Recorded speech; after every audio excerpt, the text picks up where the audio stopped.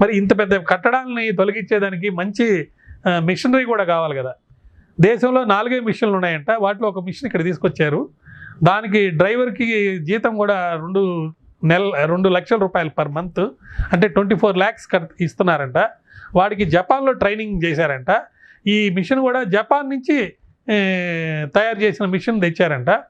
దీని ద్వారా పెద్ద పెద్ద కట్టడాలని, ఉదాహరణకి మన ఎన్కన్వెన్షన్ని హైకోర్టు పోయి ఆర్డర్ తీసుకొచ్చే లోపల అంత పెద్ద ఎన్కన్వెన్షన్ 500 కోట్ల రూపాయలు విలువ చేసే ఎన్కన్వెన్షన్ని అవర్స్లో కొట్టేశారంట.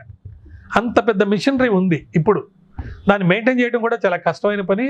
ఇప్పుడు దానికి సంబంధించి ఒక పోలీస్ స్టేషన్ కూడా క్రియేట్ చేసి చట్ట పరిధిలో, చట్టం ద్వారా ఎవరన్నా తప్పు చేస్తే వాళ్ళ మీద చర్యలు తీసుకోవడానికి కూడా ఒక ప్లాన్ అనేది చేస్తున్నారు.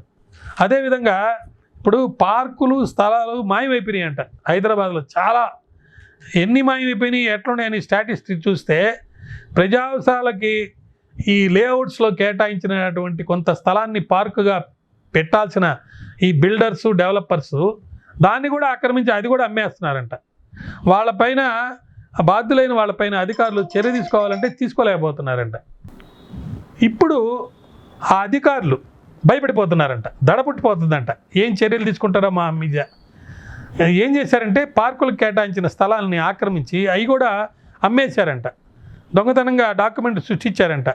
భారీగా నిర్మాణాలు చేపట్టి అవి అద్దెకు కూడా ఇచ్చేశారంట. అక్రమంగా అద్దెలు వసూలు చేసుకొని దాన్ని బాగా అధికారులు కూడా షేర్ చేసుకొని అనుభవిస్తున్నారంట. అటువంటి అధికారులపై కూడా ఇప్పుడు చర్యలు తీసుకుంటారేమో అని చెప్పి దడబుట్టి చాలా భయపడుతున్నారంట.